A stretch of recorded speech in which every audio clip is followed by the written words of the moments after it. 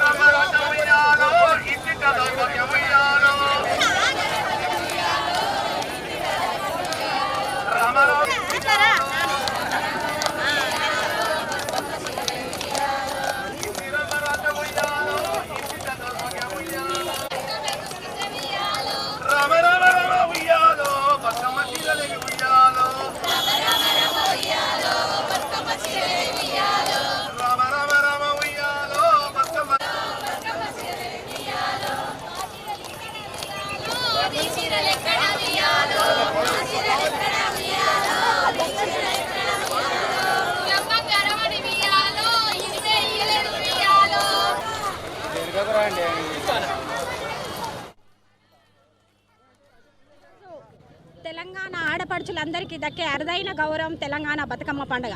ఖండాంతరాల్లో మన ఆడపడుచులందరూ కూడా బతుకమ్మ సంబరాలు జరుపుకుంటా ఉన్నారు. కానీ ముఖ్యమంత్రికి తెలంగాణ రాష్ట్రంలో ముఖ్యమంత్రి కేసీఆర్ గారు తొలి ముఖ్యమంత్రి అయినా కూడా ఆడబిడ్డలకు సారే సీర ఇచ్చి మా బతుకమ్మ చీరలు ఇచ్చిండు.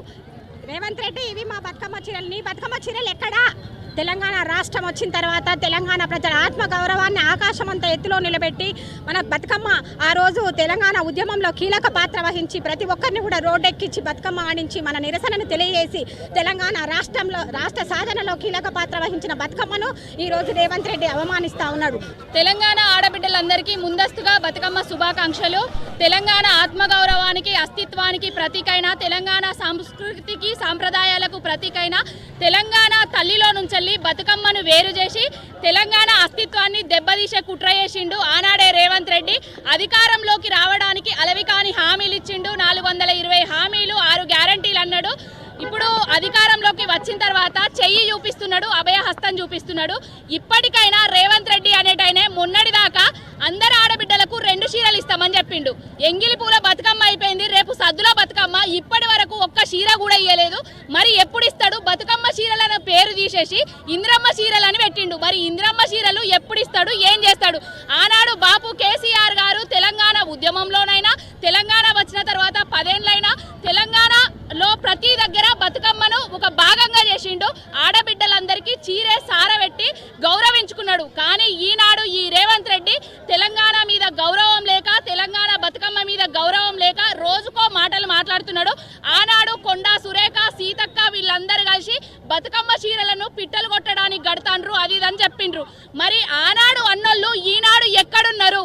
ఏం చీరలు ఇచ్చిర్రు? ఇందిరమ్మ రాజ్యంలా బతుకమ్మ చీరలను తీసేసి ఇందిరమ్మ చీరలను పెట్టి పత్తు పితంబ్రాలను పంచుతామని మొన్నటిదాకా ప్రచారం చేసిన వాళ్ళందరూ ఎక్కడ వేయరు? ఒకసారి మీ ఇంట్లో మీ ఆడబిడ్డలందరూ చీరలు కట్టుకుంటారు.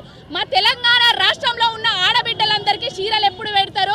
రేవంత్ రెడ్డి ఖబర్దార్, ఇప్పటికైనా నీ బూటకపు మాటలను, నయవంచ మాటలను బంద్ చేసి ఆడబిడ్డలందరికీ చీరలు వంచాలే, 2500 ఇయ్యాలే, తులం బంగారం ఇయ్యాలే. నువ్వేదైతే 1 కోటి మంది మహిళలను కోటీశ్వరులను చేస్తా అని చెప్పినవో, అధికారంలోకి వచ్చినవో, కోటీశ్వర్లను కాదు హైడ్రా తోటి ఆడబిడ్డలను రోడ్ల పాలు చేసి ఇండ్లను కూల్చి అసలు ఇల్లు లేకుండా చేస్తున్నావు. ఇప్పటికైనా కళ్ళు తెరిచి ప్రజల మీద, పాలన మీద దృష్టి పెట్టాలని కోరుకుంటాను.